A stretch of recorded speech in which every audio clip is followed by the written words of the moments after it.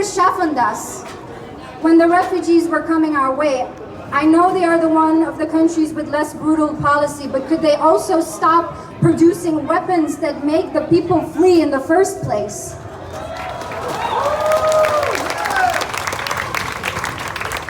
Or do I start at the borders, a twisted system that makes a mockery of the words human rights?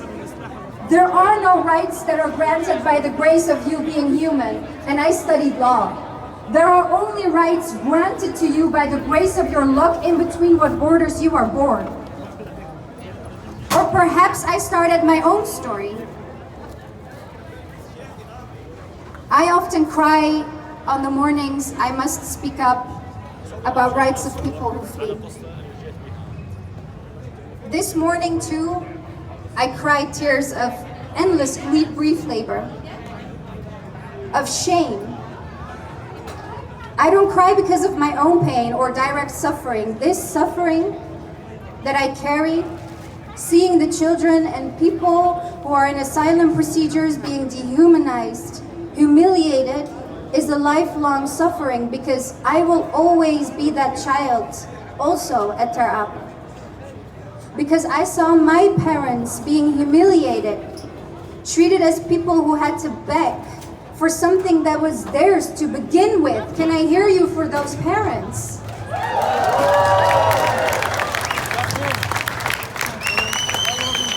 And also for my father, who always comes first row with me to these things, especially on Father's Day or his birthday. He's always here fighting righteousness with me. Thank you. You left all your wealth and gold. These parents were not asking for charity, they were asking for safety as persecuted people of Afghanistan. When you see them opening the letter saying, "You are allowed to stay, we recognize you as a refugee," they never walked around in life thinking those were the words that was going to save their lives and their children's lives. We grant you refugee status. Seeing the humiliation is one thing, but seeing worser cases today, seeing that your suffering did not better the system, that there are murderers at our borders that kill with impunity, I never dare to tell my story because it seems as the least worst. When I look in the eyes of the children who currently flee and don't carry the same rights as I do, I am ashamed. Ashamed deeply for what I have to offer them. 22 years of being an EU citizen and all I can do is drive to Ter Apel and give them a blanket?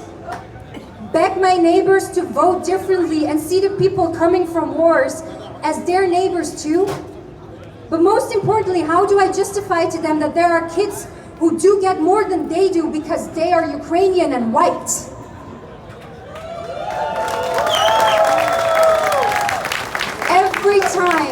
Every time an asylum center opens anywhere, there's a fear and demonstration, "We don't want you here." I read those signs. Do people who write these boards understand when they write "you," that means me? But because I speak perfect Dutch, perfect Nederlands, and carry a degree, I am socialized to your standards. They think I am different than the people signing in at Ter Apel today. I am not.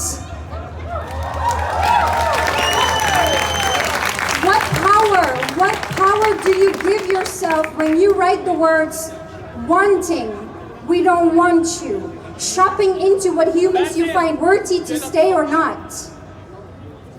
In 2 days, it's International Refugee Day. The definition of a refugee in UN Charter who has a fear, they say here, Jesus was a refugee. They say the persecuted are the ones who are blessed by God in their Bibles. They sit in churches uttering the words, "Love thy neighbor," but then go to the voting booths and vote for parties that murder the persecuted at our borders. The word neighbor, who is your neighbor? Does it stop at our borders? At the next block of your street? Does it stop when you see a different skin color? Love thy neighbor. Heb uw naaste lief als uzelf. To the people here who are unsure of their future in the Netherlands, still fighting in the asylum system, I am so sorry. I apologize as an EU citizen, as a Dutch national, but mostly as someone who was in your shoes and my existence wasn't enough for the system to treat you better. I am sorry. But know this, on Sundays they go to their church and say, love thy neighbor. I want you to see today as an act of love, as a ministry of love we organize for you. And I hope you wake up tomorrow knowing all these people at the Dam stand alongside you. This is more than a protest. This is an act of love for you.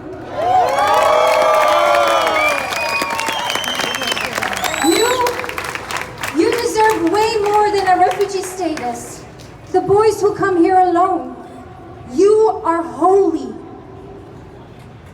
To come back to my question, thank you if this is the first time that you stand here, and also great thank you if this is not your first time and you keep showing up again and again and again. Now look at your neighbor and say again, thank you for standing here with me.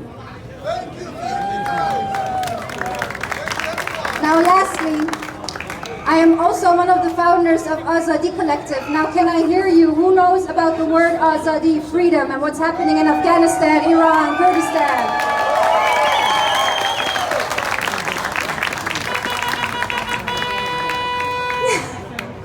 Thank you. We stood here for the revolution, for the women fighting there, which is so inspiring. With the Farsi word Azadi, which means freedom.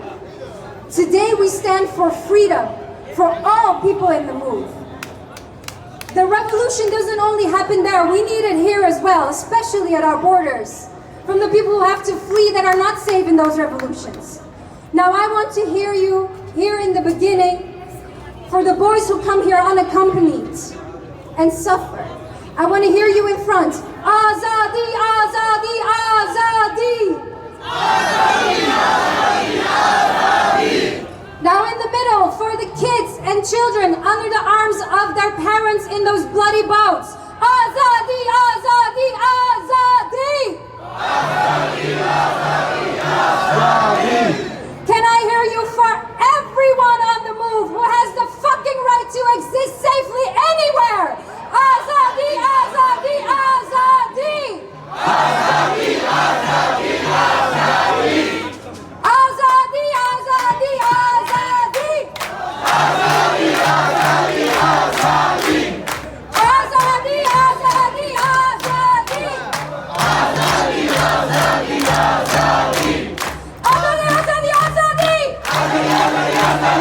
Azadi, Azadi, Azadi!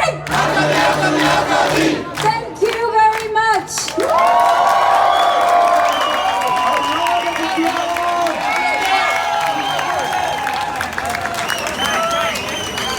A round of applause for Sahar.